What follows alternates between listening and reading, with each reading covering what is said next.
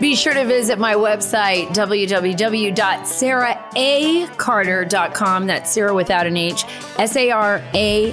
Carter.com for my latest reporting and stories. Hey guys, while you're there, be sure to subscribe to my email list so that we can stay in touch. I'm very excited. I have Jim Jordan today, Congressman Jim Jordan from the great state of Ohio. I spent a lot of time in Ohio, actually covering stories there with regard to the rise in addiction rates in America, and Dayton, Ohio, Franklin County, Columbus definitely had their share of heartache and worry, certainly over the rise of addiction in that area. And I'm here to tell you that our new Dark Wars, the podcast, is now out. This focuses on the border. It is part of my nonprofit organization. And I am so grateful that we're able to bring this to you prior to the November 8th election. So go to darkwarspod.com to get the latest. We're going to talk to Congressman Jim Jordan about Republicans taking back the House in November, because I'm almost 99.9% positive that this is going to happen on November 8th. And I believe that Jim Jordan, of course, his agenda will be focused on the House Judiciary Committee. This is probably, in my opinion, the most important committee that we will be dealing with, bar none, coming up in the near future, because they're the ones that can really do the deep dive and hold people accountable. So you will not want to miss this show. Hey, everyone, please follow and subscribe. Get all the links again at saraacarter.com, saraacarter.com. And while you're there, sign up for our email list so that you don't get shadow banned. Before we get to Congressman Jim Jordan, I hope you all listened to my earlier podcast with General Flynn, as well as my earlier podcast with former ICE Director Tom Homan. You got to go back and listen to those, because they really are groundbreaking podcasts. We discuss the issues that are most important to you, most important to America. And that's why AMAC is a sponsor of this program, of the Sara Carter Show podcast. This is the reason why AMAC sponsors our show, because I really believe in a company that actually believes in America. And I support them wholeheartedly. By joining AMAC, you're going to be taking the very first steps to saving the America that you love. AMAC offers an alternative to just about every benefit that other group offers. But guess what? There is no liberal agenda. I stand with AMAC, and I hope that you will too. I encourage you to join today at amac.us/Carter. That's amac.us/Carter. The benefits of membership are great, but guess what? The cause is even greater. Join today at amac.us/Carter. So, another great story that I'm going to talk about, and I know all of you out there who have been watching what has happened on social media, the censorship, being ostracized, how social media giants like Facebook and Twitter and Instagram and everyone else, Google, Apple, have become so vested in shifting and basically pushing their own narrative to the American people that they have really ostracized conservative voices. It's unbelievable. The censorship against conservative voices is so obvious and blatant. And unfortunately, there's not a Department of Justice that can do it justice, right? That we really need people. That's why I'm hoping we get the House, we get the Senate it's just right around the corner, November 8th, right? Right around the corner. And we need to do that. But right now, guess what? Elon Musk got Twitter. Yes, this is huge. This is huge. You know, of course, he spent $44 billion to get it, but he did it. And he did it with such panache. I love the way on Twitter, the minute I saw his tweet come out, where he's walking with a sink into Twitter headquarters in San Francisco. And he's like, basically, let's let that sink in, right? Let that sink in. And I thought that was so funny. I mean, I retweeted him. Everybody else did too. I mean, he's kind of an icon, especially for us in the Republican and conservative circles. And I think also for Democrats, I mean, we really have to look at this as a bipartisan issue, right? Do we want any political party or political ideology in control of our ability to speak freely, of our ability to have free thought? And, for those people on Twitter, especially leftists, who are saying, well, if Elon Musk comes in and he allows President Trump to have his Twitter handle back, and allows this fascist back on Twitter, well, then I'm leaving. No, you're the fascist. You're the fascist because you want the government, basically, or they do, to control, right? To control corporations to the point where the corporations do the bidding of the government. And what Elon Musk is saying is like, no. That's not the way this works in a democracy. That's not the way this works in a nation where a constitution, and especially a young nation like ours, an experiment still, where a young nation like ours is based on those fundamental freedoms, right? Where you and I can speak openly, where we can have a debate, a peaceful debate, hopefully, but one where our ideas can be shared. And these platforms, when they originally started, they had a contract with us. Their contract with us is that we're not going to censor you. This is going to be an open area, an open forum of free speech, and we're going to allow you to do that. But that's not what happened. That's not what happened. They actually believe that they need to be in charge of your thoughts, of what you are actually digesting intellectually, that you don't have the capability to discern disinformation from actual information. So they're actually putting out the disinformation. I want you to think about this. Mark Zuckerberg was very open about this with Facebook when he said that the FBI came and they briefed him on the Hunter Biden laptop. Let's just use that as one example. That the FBI briefed him. And in the beginning, when John Solomon and everybody else, the New York Post, when I was just pointing people in the direction of the New York Post on Facebook, all the big stories by Miranda Devine, everything that had to do with the Hunter Biden laptop. Let me refresh your memory. They all said that that was Russian disinformation. They being Mark Zuckerberg, everybody was in charge of Twitter, everybody had, the Washington Post, the New York Times. Remember that? The Hunter Biden laptop story, this laptop discovered in Delaware at a repair shop, was basically Russian disinformation. So they didn't allow anybody to share stories. They didn't allow us to read the stories. They kept everything shut down, much like they're doing now with a lot of things around the world. They really are. They really are. And I'm not going to get into the debate over Ukraine and everything else, but we know that they're not allowing certain stories on the platforms because they don't think you're smart enough. But they don't think you're smart enough. Why? Because these guys like Mark Zuckerberg had a meeting. They were sitting down at a meeting with the FBI, and the FBI is like, yeah, you don't want to put any of those stories out there, Mark. Yeah, they're all Russian disinformation. The FBI was covering up for President Biden and his family and his son, who were actually taking money from the Chinese, by the way, taking money from the Ukrainians, taking money from very influential Russian oligarchs. Yes, all of those people and all of those stories are true. And that laptop was actually Hunter Biden's laptop. It wasn't Russian disinformation. It should be thoroughly investigated by the FBI and the Department of Justice, which I call now the Department of Injustice, because it is owned and weaponized by one political party.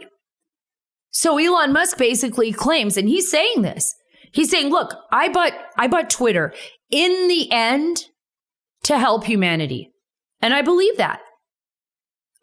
He's a brilliant man. He even admits I'm on the spectrum. He's super smart.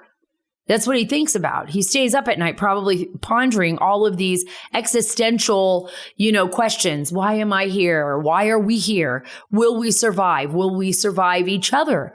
Will we be able to sustain, life on this planet until, I guess, we just red dwarf and disappear completely? Will we be able to build communities on Mars? Well, not if we can't get past this, right? Not if we can't get past the fact that we can't be intellectuals. We can't think. We can't expand. We can't live to our full potential as human beings if we're under the control of a communist or Marxist regime or some type of dictatorship. We need to be able to have free thought. And guess what? You have to trust the fact that human beings we're not stupid. I always like to look at the glass half full. If we were really that bad, if we were really this horrible, organism on the planet, we would not have structured societies. We would not have schools of learning. We would not be advancing in science. We would not be like Elon Musk and great thinkers like Albert Einstein and of course others, even Nelson Mandela and Martin Luther King and Mahatma Gandhi and Isaac Newton and all of these amazing people. We would not be expanding our knowledge and our need to survive and to protect our children and our grandchildren. We wouldn't be looking to build colonies on Mars and all of that. So I actually believe him. And I want you to listen to this because I actually think that the BBC did a brilliant job with this headline. It's Elon Musk claims he's buying Twitter to help humanity, because I believe that's the point of this. And this is what he says. In a tweet, Mr. Musk said he didn't buy the firm to make more money. I don't believe money is that important to him. I believe it's just something that happens when you do what you love, especially for him, which is like engineering and science and amazing satellites and amazing inventions. It just happens. He said, I did it to try to help humanity whom I love. And I believe he does. And I believe every single one of us should too. Our ability to have free speech, to be able to think for ourselves and think outside the box and not be held captive intellectually or as prisoners of a state. Look at all the people fleeing Venezuela and Cuba, right? Look at what's going on there. But our ability to be free humans, truly free, is a Judeo-Christian belief as well, but it's one that's innate in humanity. It's who we are. There is nothing greater than that. The lesson about Elon Musk and Twitter, the lesson that we have here, and it seems like, I know I'm going far here with my thoughts on this. And I'm trying to, I'm trying to show you that this is a statement that goes far beyond just a company holding people's ideas hostage like the Babylon Bee, or keeping President Trump from, posting his thoughts. It goes far beyond that. It's about what are we willing to give up? What are we willing to give up? Give up our freedom? For what? For what? Life is very difficult. Life is not easy. Life is even more difficult when you make the choice in life to, no matter how hard it is, I'm going to fight for a few things. And one of them is my freedom. That means you got to sometimes do things on your own. You can't let other people do it for you. You have to be able to think outside the box. You have to be able to stand up for your own ideals and the ideals of those people around you that you love, your family, your country, humanity. That's what this is about. This is about not letting the government or anyone else tell you how you should think and what you should think. This is about not letting people box you in, not letting them box you in. Think about this. This is a global war. We've never seen anything like this. There has never been a time in humanity where we have the ability to communicate with one another the way we do, where we're in a global world where our thoughts and ideas are being shared and traded. And it doesn't matter. We don't know what color skin that person has. We don't know what their religious background is. We don't even know what they look like. They could be on a wheelchair. They could be the fastest runner. They could be the best baseball player, or they could be a young child from Africa just learning English. We don't know. But what we do know is that these are platforms that allow us to communicate with one another. And sometimes it's tough. Sometimes the communication is bad. Sometimes it can be rotten. And if it breaks the law, breaks the law. If there's pedophilia, criminality, people actually committing crimes on these platforms, they should be removed. There has to be a moral basis to it. But there should not be one person or one government or one group or political ideology that should tell you how to think. I don't care if it's a Republican, if it's a Democrat, I don't care who they are. If they're the Green Party, if they're a Marxist, I don't care who they are. Our fight for freedom, our fight to be able to think freely is the most important battle we have right now. That is humanity's to own, and that is ours to ensure that we will not end up one day being sent 100 years backwards instead of thousands of years forward with people like Elon Musk. And I think that's really why he's done it. I think he really is going to make a huge difference. I also believe that he's going to change the platform and make it something even more spectacular. And I sure hope he makes money at it.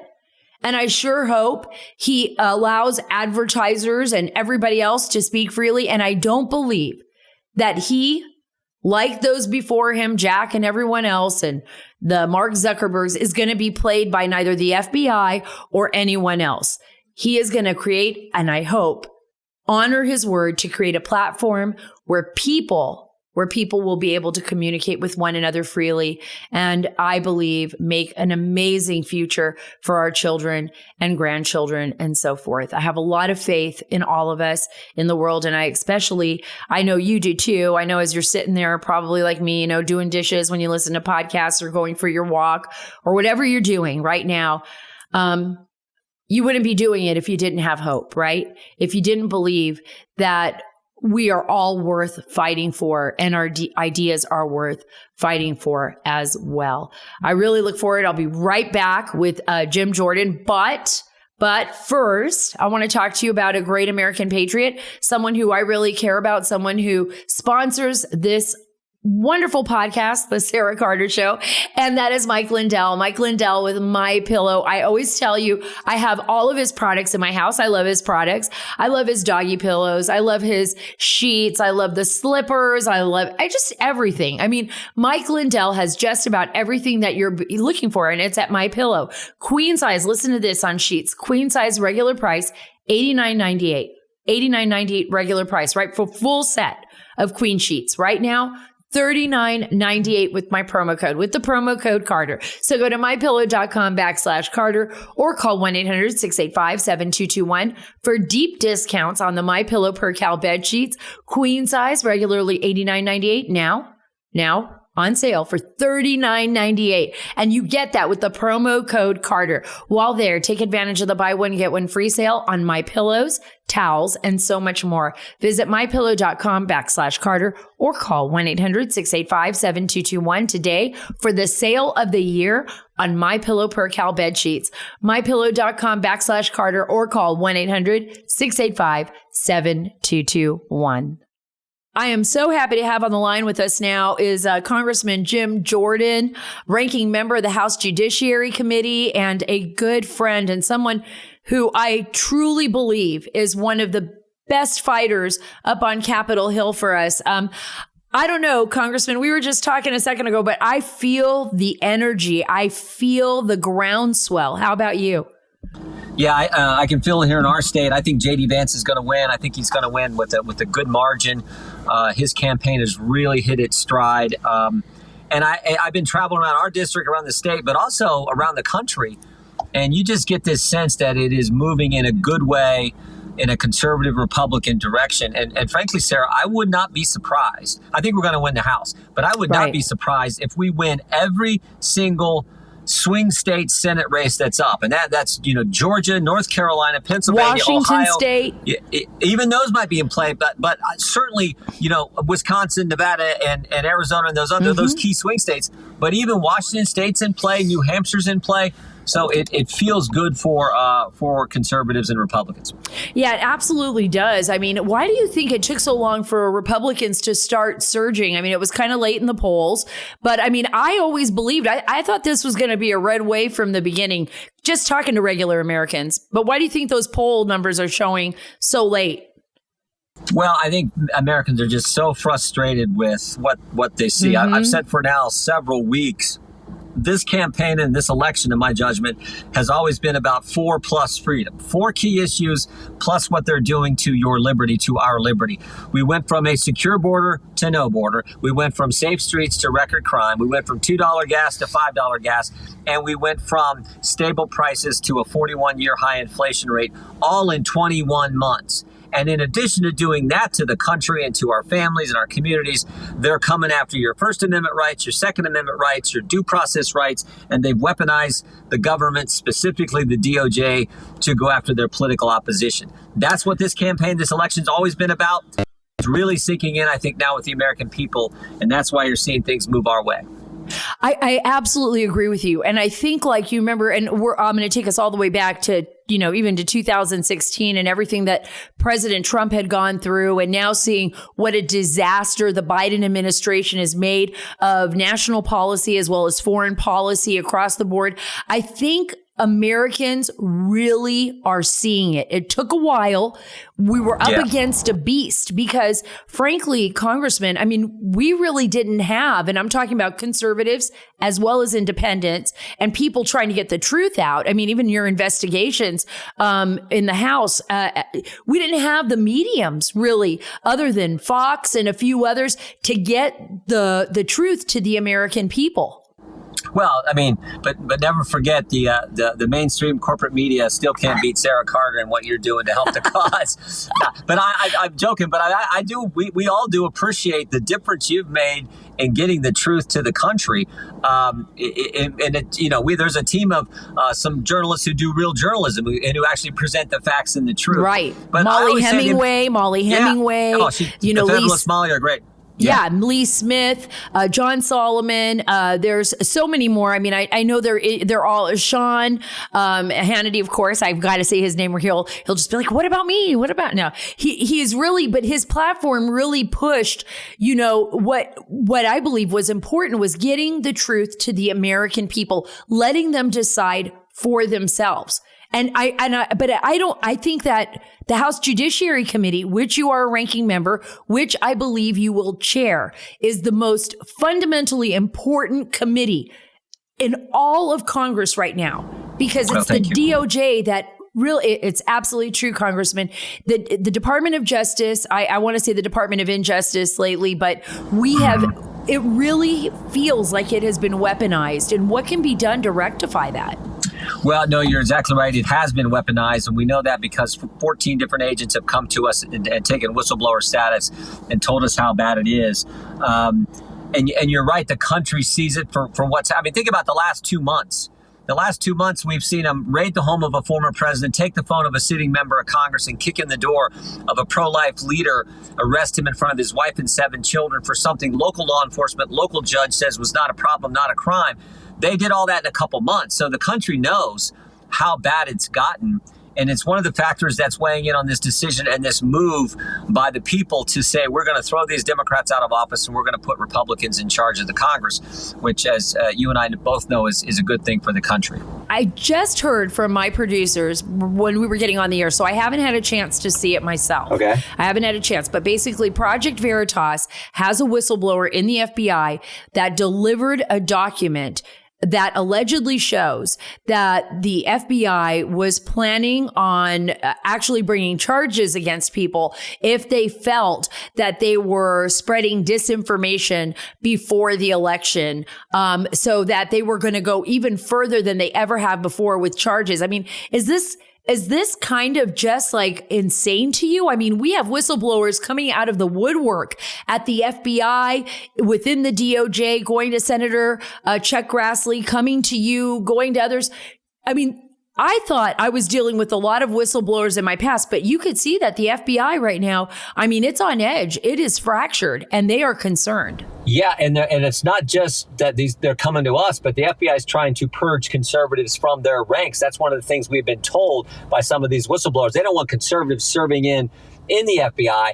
So there's a purge going on in addition to the juicing the numbers and cooking the books on domestic violent extremism cases, in addition to what they try to do to parents and chill the speech. But I am looking forward to seeing what you just described, because it is not a crime to say things and exercise your First Amendment liberty. That is what they seem to be wanting to prosecute, is just your political position. And if that's the case, that is as wrong as it gets. And frankly, frightening. It used to be the left actually embraced the First Amendment. But today the left says, if you don't agree with me, you're not allowed to talk. If you won't bend the knee and you try to speak, we're going to call you racist. We're going to come after you. We're going to try to cancel you. And now, if this is what you said is accurate, it looks like the FBI is getting in on the act, which is truly frightening. Let's hope that's not the case. Well, what is frightening is the fact that that this type of pressure, it's reminds me very much of the old Soviet days, or, but in a different way, right? Under the guise of democracy, that they would use these bureaucracies that the American people trust and have trusted. These are armed agents of the law. At the very beginning in the establishment of the FBI, I'm reading this phenomenal book called Killers of the Flower Moon, about the Osage Nation. And actually, I just finished wrapping that up, but it was about the rise of the FBI, and it's the first big case, in the deaths of the Osage Native Americans in Oklahoma. There was a huge concern at the time that the FBI would have too many expansive powers. And in fact, in the beginning, FBI agents didn't even carry guns because Americans were so worried about that. I mean, there was a very real fear. And right now, and I just saw the email right now, is what are election crimes? And this was at the FBI headquarters. It says donations, of course, disinformation, false or inaccurate information intended to mislead others. Disinformation campaigns on social media are used to deliberately confuse, trick, or upset the public. What? I think that's very misinformation, false or misleading information spread mistakenly or unintentionally. They consider that now an election crime. So if this document is accurate, if everything right here is accurate, what they're sending is accurate. I mean, if this is what the FBI is considering, that to me is very dangerous. I'll tell you a disinformation campaign that the FBI was involved in. It happened 2 years ago, this month, when the FBI went to Facebook and said, be on the lookout for Russian disinformation, wink, wink, nod, nod. And oh, by the way, that was at the same time 51 former intel officials signed a letter saying that the Hunter Biden story had all the earmarks of a, quote, Russian disinformation campaign. That's the disinformation that impacted election just as sure as you and I are talking. And yet they're going to go after people who, according to that document that you just read from, Sarah, who do something even unintentionally. Well, I'll tell you what, that was intentional. Those 51 people who signed that, they were intentionally trying to make it so that story was not a part of the presidential campaign, so that the American people were left in the dark about it. A pretty important information, pretty important issue, just days before we decide who's going to be commander-in-chief of the greatest country ever. And yet they have the nerve to tell us and try to define what is disinformation when they practiced it. That is terrible. Right, because if the FBI, which we know based on investigations, based on the facts, based on the whistleblowers who've come forward, is politicized, then it's like, who's to determine what is misinformation and disinformation? You brought up a perfect point. Remember when the FBI, and I brought this up in my opening here to the podcast, when the FBI went to visit Mark Zuckerberg and basically told him, you can't put up any stories about Hunter Biden's laptop. Yep. So No, they spread the disinformation because the laptop was real. The information in it was real. The biggest purveyor of disinformation is the federal government. Look at the issue the examples we just talked about. Look at COVID. I mean, Joe Biden told us he had a plan. Joe Biden told us he would never impose a vaccine mandate. Then, of course, he did. They told us that it didn't come from a lab. Sure looks like it did. They told us that it wasn't gain-of-function research. Sure looks like it was. They told us it wasn't our tax money that was used for it. They told us that the vaccinated couldn't get it. They told us that the vaccinated couldn't transmit it. All those things turned out to be false. So, and yet they were the ones who were going to form the disinformation governance board or whatever that thing was called with Nina Jenkins running it. You got to be kidding me. So this is, again, the left used to believe in the First Amendment. They don't now. And that is the biggest problem. And that's why it's hard to work with these people. You just got to stop them.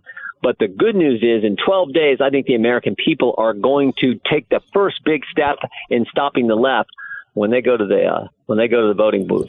Well, let's talk about that real quick before I have to let you go. I know you're running all over the state. You're doing everything you can to keep fighting for this nation, bring it through, bring it home on November 8th. But what can the House Judiciary do? What will the House Judiciary Committee do once the Republican Party takes back the House? Because there's a lot you can do, right? There's a lot of hearings. There's a lot. I mean, I hear it all the time. Like, people want to see hearings on COVID. They want to see the hearings on what's been happening with the FBI. So will you be focused on all of that? Of course we will. Part of our duty, if we win the majority, when we take the oath of office and are sworn in on January 3rd, part of our constitutional duty is to do oversight, to do the investigations that need to be done, that so the American people get the truth, get the facts, and it is on all those issues you talked about. We need to get to the bottom of the intentional decision by the Biden administration to no longer have a border. We need to get to the bottom of how political the Justice Department has become, and we are working on that. We've been working on those two issues. Those are directly in our jurisdiction in the Judiciary Committee. But you're right. We also need to get to all the false things they told us about COVID, all the things Fauci did intentionally, I think, to mislead this country. We need to get to the bottom of that. Not to mention the debacle that was the exit from Afghanistan, where 13 service members gave their lives. One was from the 4th District of Ohio, which I get the privilege of representing. We need to get to the bottom of that issue. So there's a host, the Hunter Biden story, specifically what we were talking about just a few minutes ago. Who put that letter together? We think it came from one of the staffers from John Brennan, but that letter became the basis for suppressing that critical story. And was the FBI involved in giving information to these 51 people that become the basis for that letter? And that letter, of course, became the basis for media and social media to say we're no longer going to let this story circulate and the American people see it. I want to know how that all started, because that in and of itself changed the outcome of the election, I believe, because polling shows if the American people would have known that, they would have not voted for Joe Biden.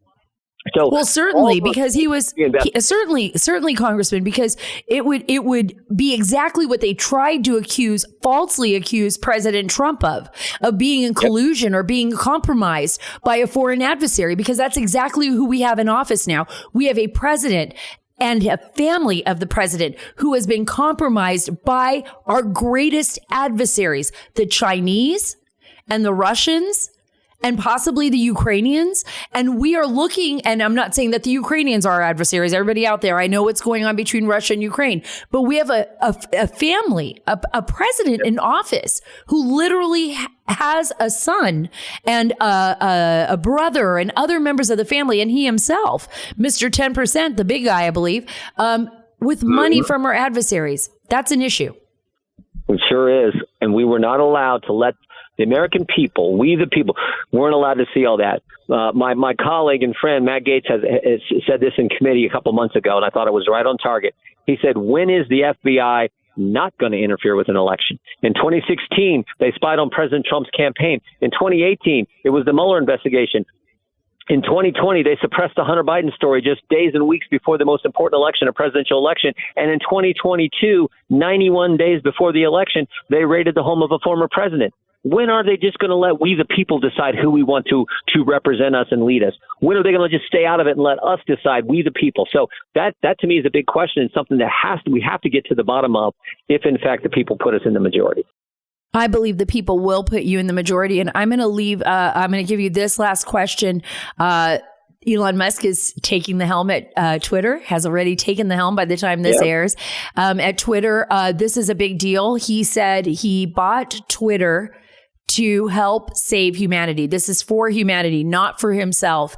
And his belief, which is my belief, is that there is something so precious and valuable in freedom, in our First Amendment, or in our right to express ourselves intellectually, right? Yeah. So he's taking that back. I mean, if you want to talk about fascism is when the government is controlling corporate America, corporations, and having those corporations do its bidding. What's your response to Elon Musk, and what's your hope for Truth and all of these other platforms that I think have really extraordinarily changed our world? Yeah, well, God bless him, because I'm convinced Elon Musk believes in the First Amendment. He wants open debate. He wants real debate. He wants what's supposed to happen in America, where you get your best hold, you make your best argument, and let's see who wins the debate. That is how it's supposed to work. That is not what today's left believes in. And so God bless him. And I think everyone. I remember when Elon Musk first talked about buying it. Suddenly we got all these new followers, and we didn't feel like we were being throttled back on these on Twitter. And yet when he's not there, it seemed like, oh, nothing. It just seems so different, even just that little bit when he first talked about this months ago. So I think it's a good thing, and it's pro First Amendment. So God bless him.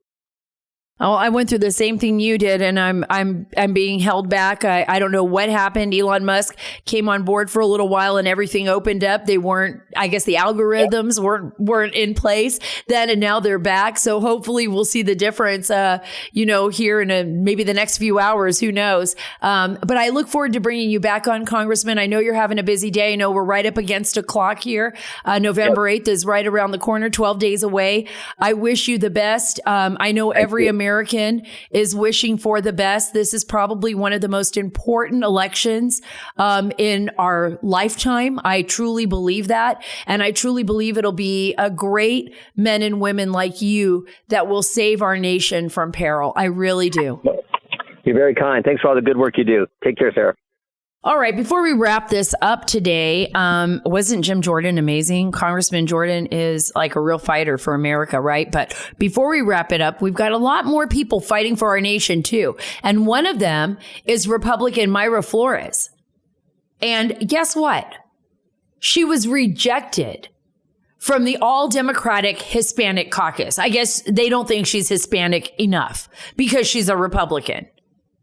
And we were all talking about this before I came on, my producers and I, and, talking about there's a Republican Hispanic, like kind of an offshoot, because I guess no Republicans are allowed in the all Democratic Hispanic Caucus. But the thing is that it should be bipartisan. I was talking to Greg and Cal, and they were saying, look, it should have been bipartisan.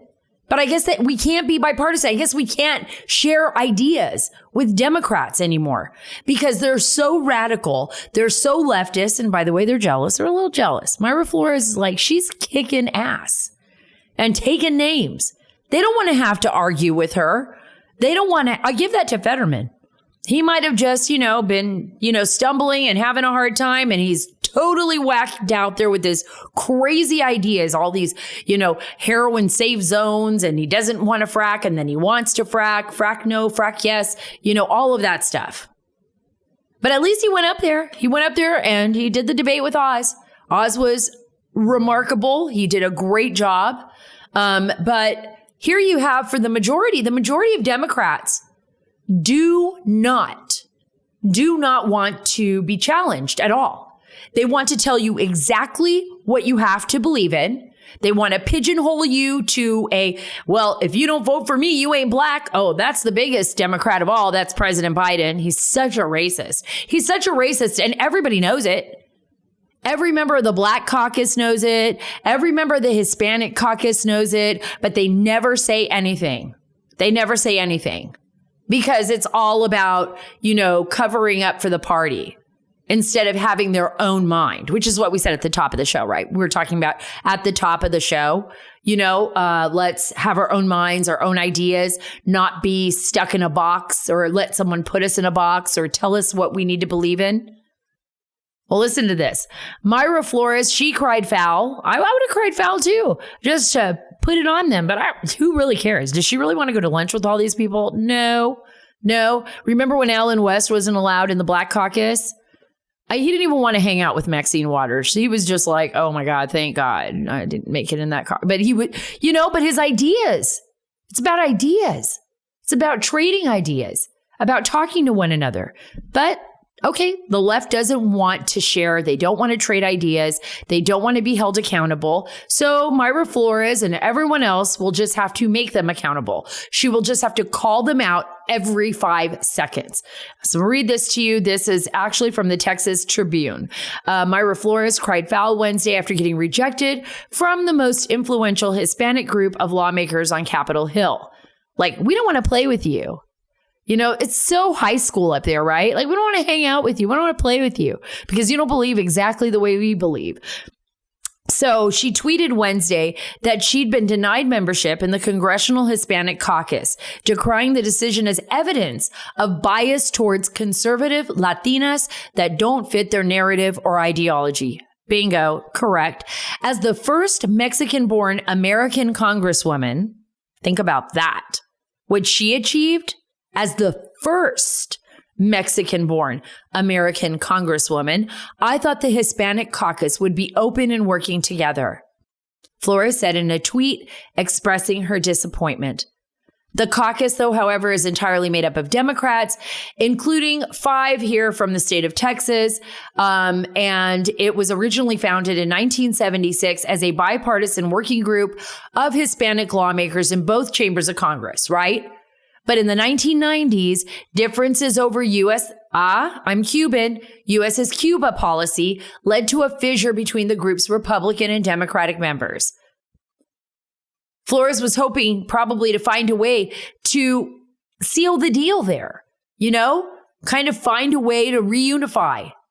There were a lot of issues in the 90s I had with the way the Democrats, especially under President Bill Clinton, handled a lot of issues with Cuba, and especially the issue of Elian Gonzalez. And that was just horrific. And sending him back to Cuba only to be raised by the Communist Party and then to become a poster boy for the Communist Party after his mother lost his life trying to bring him here to the United States. But this is what the Democrats do. This is the rise of the radical left, the rise of the radical Democrats, these Marxist socialists that, believe me, there is no room for intellectual debate with them. They want to control the narrative. And if you open your mouth to dispute anything with them, they will shoot you down. They will try to shut you up. They will try to race bait you, right? And make you feel like, what? But wait, I'm Mexican born. How can I be racist against my own people, against myself? That's what they will do. That's what they will do. And it's just like President Biden and his, big statement. If you don't vote for me, you ain't black. It's like, what? You would have thought every single person of color and every human being, regardless of color, would be like, wow, that was racist. But our media just blew right through that like it wasn't even a big deal. Well, that comes from a guy that was like eulogizing, a Ku Klux Klan member and all that other fun stuff that Biden's done in his lifetime. Oh, and pocketing money from China, like we talked about, and Russia and Ukraine. He and his family have made so much money off of our adversaries. And for some reason or another, the media, no one has said anything. No one really does a big investigation. In fact, it's just cover up after cover up after cover up. Anyways, thought I'd throw that out there because it's important that we see what our lawmakers are doing. We know what's going on and we fight for those that are fighting for us, right? So Mayra Flores, I stand behind you. Thank you so much for joining me. Thank you, Congressman Jim Jordan, for joining me. Please follow me on Twitter. So happy Elon Musk is now the CEO at Sara Carter DC and on Truth at Sara Carter Official, Instagram at SCarterDC. And God bless you. God bless our great nation. God bless Congressman Jim Jordan, and God bless the great state of Texas.